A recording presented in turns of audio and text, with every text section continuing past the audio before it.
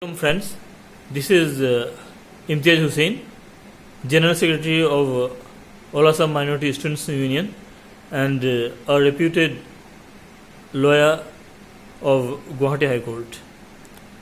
Let me ask him a very important question of a burning issue of the lives of millions of people of Assam. What will happen to the left outs who are left out from the final NRC, and how much justice they will get and how can they get justice?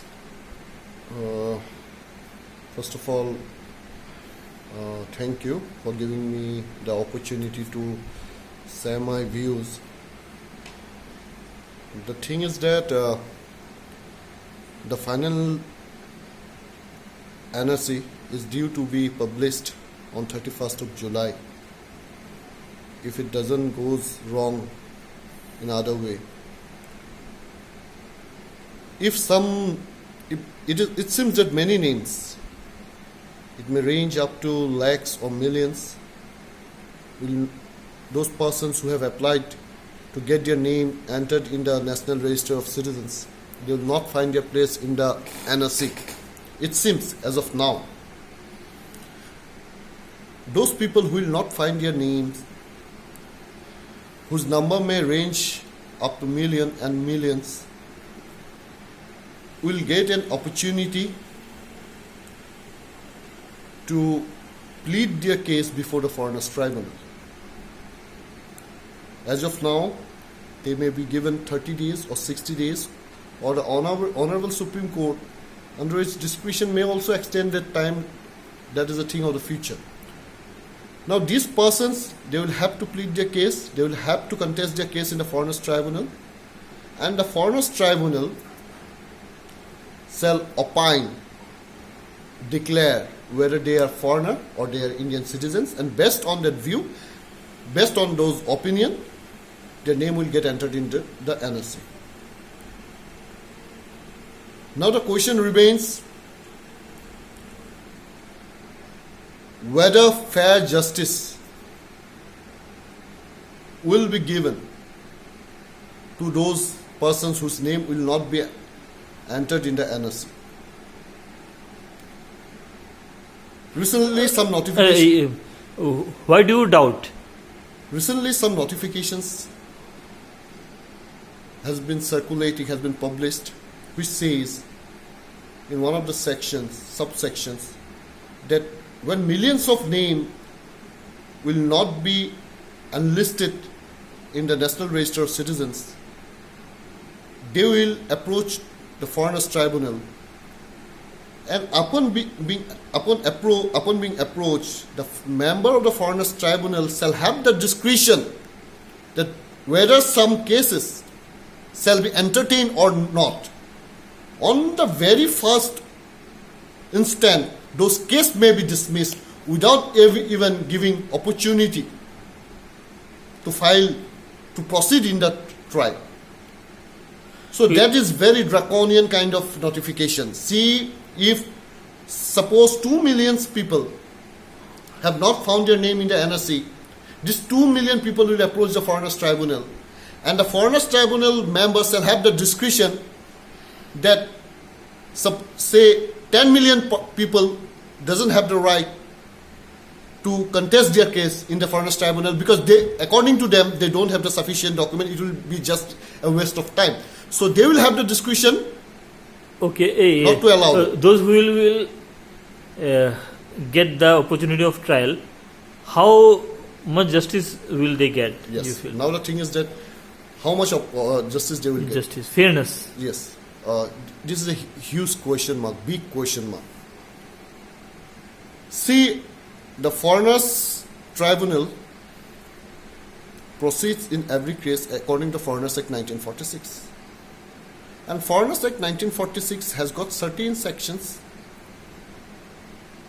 which are really very surprising, such as the Section 9 of the Foreigners Act. Section 9 of the Foreigners Act says that the burden of proof lies upon the proceeding. Now the state shall accuse someone as a foreigner. According to the law of evidence, if someone accused you of something, you will have to prove your accusation to get him convicted. But this, under this section of the Foreigners Act, someone will accuse you as a foreigner and you will have to prove that I am not a foreigner. And the evidence that are required to prove yourself as an Indian and not a foreigner, interestingly, are in the custody of those who are accusing you as a foreigner. I mean, the state accuses you as a foreigner. You will have to prove that you are not a foreigner, and all those evidence, be it documentary or many evidence, most of those evidence, 90% of those evidence are in the custody of the state. Please be specific and mention the. Suppose I am accused as a foreigner of post-1971 stream. Now you have accused me, the state have accused me, I have to prove myself as an Indian. Now the burden of proof lies upon me. To prove that I am not a foreigner of post-25th March 1971, I will have to exhibit voter list prior to 1971, prior to 1966. Now those voter lists are in the custody of the state. Those voter lists are in the custody of the Election Commission. We don't keep certified copies of our voter list in our house ready. Now the Foreigners Act says the trial needs to be completed within a period of 60 days. When I get the notice, I am asked to file a written statement. I appear before the tribunal, I file a written statement. And within 60 days, the trial needs to be completed. Now I will go to the Election Commission, I will approach the Election Commission to obtain the certified copies of those voter lists. Now the Election Commission, after I am running here and there from pillar to post, they will provide me those certified copies after 90 days. So the trial needs to be completed within 60 days. You will go to get your documents after 90 days. So most of the cases, you will see that huge number of cases have been proceeded ex parte because of lack of evidence or something. And when you will get those documents after 90 days or 100 days and you will show those documents to another forum, they will say that it is a manufactured document. So who will give me the documents? The authorities of the state, the instrumentalities of the state? Now if there is a nexus between the state and the tribunal, which is a quasi-judicial authority, which has got no independence, which is not a judicial authority, then it is very difficult for a person to prove himself as an Indian. Okay.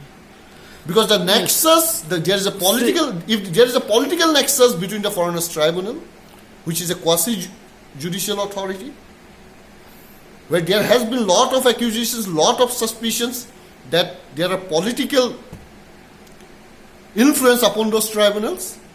So many activists have been demanding that those tribunals should be made complete judicial institutions. But it is not happening as of now. And under such act, where there are sections like section 9, when the burden of proof lies upon you, when the institution itself is not purely judicial, when the documents which will prove you as an Indian and not a foreigner are in the custody of those who are accusing you of being a foreigner, then the situation is very dangerous for those persons whose name has not been enlisted in the NRC. Further, there is no appellate forum under this act. Under the Foreigners Act. There is no appellate forum. No appellate forum. What you will have to do, you will have to file a writ petition before the Honorable High Court. And the High Court, under its certiorari jurisdiction, will just exercise its supervisory jurisdiction upon those order. They will see that based upon the documents, the Honorable Court will see that based upon the documents that has been exhibited, whether the tribunal was fair enough to declare you as a foreigner or an Indian. See, brother, it's the situation is completely negative. I feel that people won't get justice. Yes. Even then, I am asking a question. There are some junior lawyers in so many tribunals, and people who will flock to them after they see their name is not there in the NRC. Please guide them. But the situation is that things have been going that way that even the lawyers who are competent enough to contest their case are very much what to say, they are refraining themselves to contest foreigners' cases because most of the cases are going against the lawyers. And when it comes to junior lawyers who are still finding their footholds in this profession, I will just say that go through the documents, prepare a written statement that is holistic, that is complete, and that will speak everything right from the origin of that person, that will disclose each and every family members, that will disclose the date of birth of the proceeding, and till to date the legacy of the person and all those who have been associated with that person who are being accused as foreign. Any more checklist? Any more point in the checklist? In the written statement, Yes. the date of birth, the family tree, the voter lists right from 1951 to till date, the linkage certificates, your siblings, your father's siblings, your grandfather's, everything has to be mentioned. And also if you have shifted your place from one place to another, that needs to be maintained, that needs to be mentioned along with, if possible, with some documents that why you have shifted. If there is a flood or something, if some documents is available. And if land documents are being exhibited, are thought to be exhibited, make sure that all those documents are certified, and that land documents, you get those khajana receipts that is up to date till today. And if you have sold those land, then possibly you have to find out sell deeds. And all the documents has to be streamlined right from 1951 till date. And make sure that all those documents are being proved by concerned authorities. Go through the latest judgments of the Guwahati High Court and the Supreme Court in these relevant cases, what the Supreme Court and the High Court has opined, Supreme Court and High Court has observed or have directed or have given order in such cases. So it needs to be followed. They have to be updated. The knowledge of the lawyers has to be updated. And also, the documentary evidence has to be complemented with oral evidence.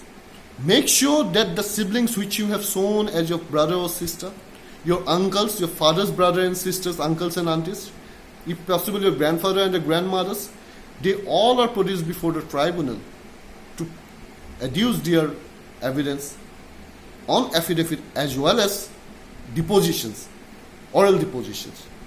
And all those certificates, be it linkage certificates or any certificates, the issuing authority of those certificates should be produced before the tribunal, and they should adduce evidence. And so the lawyers should be very much concerned about the welfare of their client. They should be very much serious, and they should be very much updated regarding the legal things which have been going on right from the Supreme Court to the High Court or the Foreigners Tribunal. And they will have to be very thorough in such cases. They have to be very much adapted with the civil procedure code. So these are many things which have to be taken care of by the young lawyers. Mind it, people, our predecessors used to think that foreigners cases are the easiest of cases. But after going through several briefs, my personal opinion is that these are the toughest briefs you will find. So one has to be very thorough and one has to be very sincere in doing these cases. Okay. And anything? More? Just I will conclude by saying that we'll have to abide by the law. We have full faith in our judicial system and also our democratic and system and our society. So the society, the democracy of India, the judiciary of India will take care of our concerns, and in accordance with our concerns, some ways will come up that will uplift the values and the true values of our great democratic nation. Okay, thank you.